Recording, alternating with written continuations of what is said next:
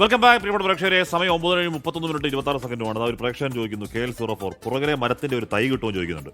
തൈ വല്ലതും ഉണ്ടോ അല്ല അവിടെ വേലിയുടെ അടുത്ത് കുറച്ച് തൈ നിൽപ്പുണ്ടെന്ന് തോന്നുന്നു. ധൈര്യമായിട്ട് ഒന്ന് പറിച്ചുകൊണ്ട് കുറച്ച് വെള്ളമൊക്കെ കൊടുക്കണം. പക്ഷേ കേട്ടോ ചുമ്മാ വെച്ചുകൊണ്ട് അത് കരിച്ചു കളയരുത്. ഇത് അപൂർവയിന മരങ്ങളാണ്. ഈ സാധനം ചെറിയ ബ്ലോസമാണ്, പ്രത്യേകം ചെയ്യിപ്പിച്ചാണ്.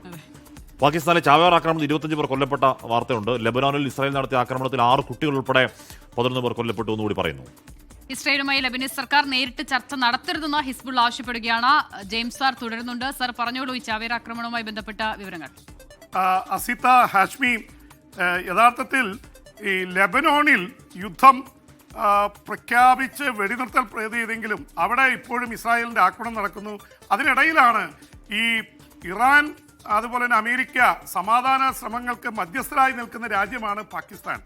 പാകിസ്ഥാനെ കുറിച്ച് ഇന്ത്യ തന്നെ പറയുന്നത് ഭീകരാക്രമണം കയറ്റുമതി ചെയ്യുന്ന രാജ്യമെന്നാണ്. അത്രമാത്രം ഭീകരരെ കയറ്റി അയക്കുന്നത്. പക്ഷെ അവിടെ പാകിസ്ഥാനിൽ ഇപ്പോൾ നിരന്തരമായി ഭീകരാക്രമണം നടക്കുന്നുവെന്ന വാർത്തയാണ് വരുന്നത്. ഈ മണിക്കൂറുകളിൽ ഈ ബലൂചിസ്ഥാൻ ലിബറേഷൻ ആർമി നടത്തിയ തീവ്രവാദ സംഘടനയായിട്ട് അറിയപ്പെടുന്നതാണ് പാകിസ്ഥാനിലെ. അവിടുത്തെ ഏറ്റവും വലിയ പ്രവിശ്യയാണ്. അവിടെ വികസനം നടക്കുന്നില്ല.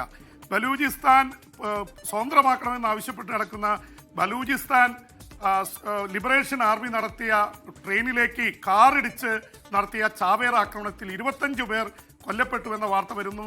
പ്രത്യേകിച്ച് ക്വറ്റയിലെ സൈനിക കന്റോൺമെന്റ് സെന്ററിൽ നിന്ന് സൈനികരും അവരുടെ കുടുംബാംഗങ്ങളും യാത്ര ചെയ്തിരുന്ന ബോഗികൾക്ക് നേരെയാണ് ആക്രമണം നടന്നത്. കാരണം സൈനിക ആക്രമണത്തിൽ അവിടെ 100 കണക്കിന് ലിബറേഷൻ ആർമിയുടെ പ്രവർത്തകർ കൊല്ലപ്പെട്ടിരുന്നു.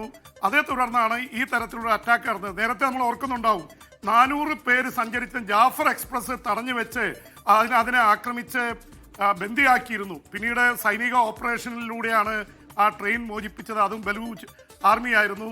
അന്ന് കൊല്ലപ്പെട്ടത് 23 സൈനികരും നിരവധി ജീവനക്കാരും ട്രെയിൻ ജീവനക്കാരും കൊല്ലപ്പെട്ടിരുന്നു.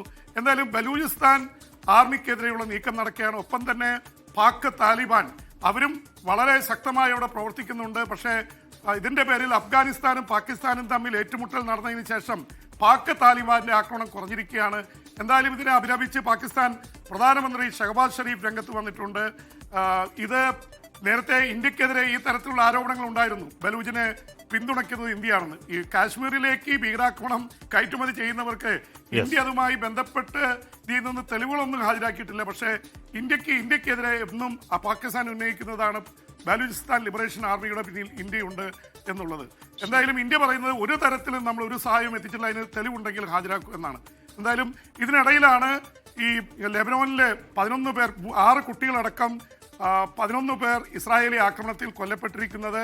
അത് ഹെസ്ബുള്ള ഇതിനിടയിൽ ലെബനോനിലെ വളരെ ശക്തമായിട്ടുള്ള മിലിറ്റന്റ് ഓർഗനൈസേഷനാണ് ഹെസ്ബുള്ള.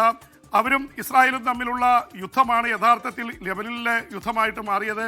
ലെബനോൻ നേരിട്ട് ഇസ്രായേലുമായി അമേരിക്കയിൽ ചർച്ച നടത്തുന്നു. 2 തവണ ചർച്ച നടത്തിയാണ് അവിടെ വെടിനിർത്തൽ കൊണ്ടുവന്നത്.